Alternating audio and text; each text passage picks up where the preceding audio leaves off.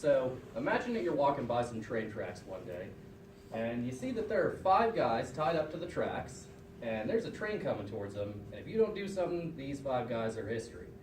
Now, you can do something. There's a little lever right next to you. You pull on that lever, you can change the tracks, but as you can see here, there's one other guy on the other tracks. So what do? Show of hands, how many say that we should not do anything, we should just let the 5 go and not be implicated in this one guy's death? Show of hands. Wow. So how many say that we should do something? We should flip that lever, or we should switch that lever, we should save the 5, sacrifice the 1. Show of hands. Good choice, guys. Good choice. So today, what I'm going to be telling you about is how you can use your time and money most effectively to make the world a better place, and from a perspective that agrees with all of you, that you should always flip that lever, that you should always do the greatest good for the greatest number. And this perspective is called effective altruism. And what effective altruism argues for is, well, basically for the effective altruist, who is the 5? The 5 is the global poor. So we need to figure out who are the global poor, what is effective altruism, and how does effective altruism look to help the global poor? So as far as who the global poor are, well, the UNICEF did a study in 2013 evaluating who was the global poor. They figured that if you were making, or nearly half of the world makes under $2.50 a day, nearly 1/5 of the world makes under $1.25 a day, and 22,000 children die every day as a result of this absurd poverty. Malaria still kills 1 million people every year, an incredibly preventable disease, still 1 million every year, over 1 million actually, just over. Iodine deficiencies cause children to be born with cognitive impairments that, well, an iodine deficiency, if you eat at McDonald's every day, you should be getting your daily dose of iodine. That's pretty sad. 750 million people don't have access to sanitary drinking water. As a result, 842,000 people every year die as a result of diarrhea, something that you take an Imodium to get rid of. Here, well, the American Pew Research Center conducted a study back in 2013 suggesting that if you were an American, you make just under $12,000 a year, you're living just at the poverty line by American standards, you're still wealthier than 85% of the planet. You still are doing pretty good. Since I'm assuming none of us here are living at or below the poverty line, we can say globally, we are the 1%. In terms of global terms, us in this room, we're the 1%. We have a responsibility to fix this.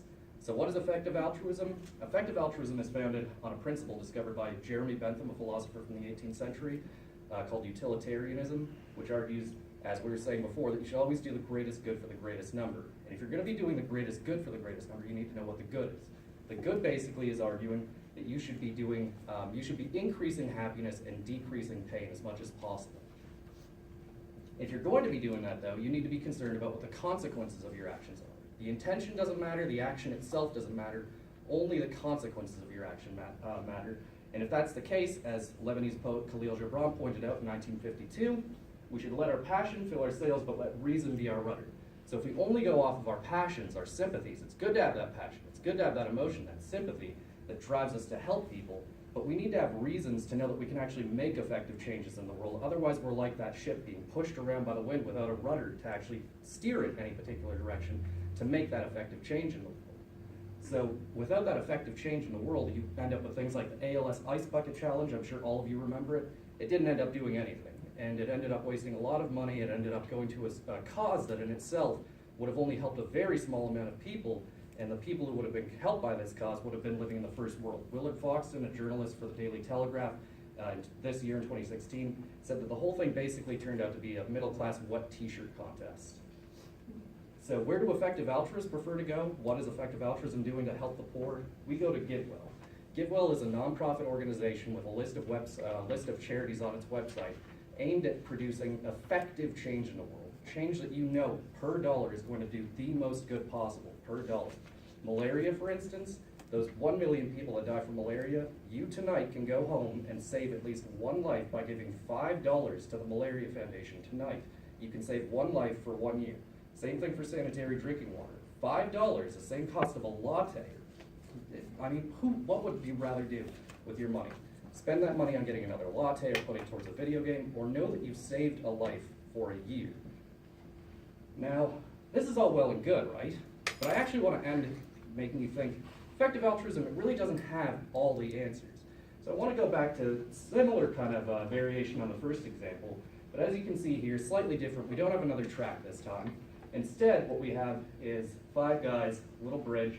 You're up on that bridge, you can oversee that the train is going to hit the 5 people here, and there's a very heavy guy walking past. Very, very heavy guy. You know he's just heavy enough that if you push him over the bridge, he's going to fall down, he's going to hit that train. All 5 of those people survive, so it's the same situation consequence-wise as the first. You're saving 5 lives, you're taking 1. But I think all of us would feel a little bit worse about pushing somebody off of a bridge rather than pulling a lever or pushing a button to donate money.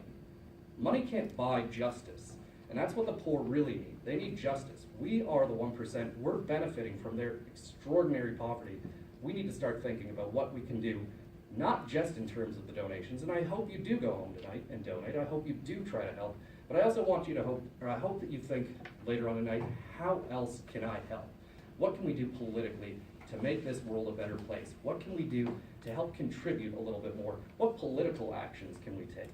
I do hope you donate tonight. Donate as much as you can. Some people in the effective altruism end up giving a very large amount of money, but do remember that there are other issues at hand that money just can't buy.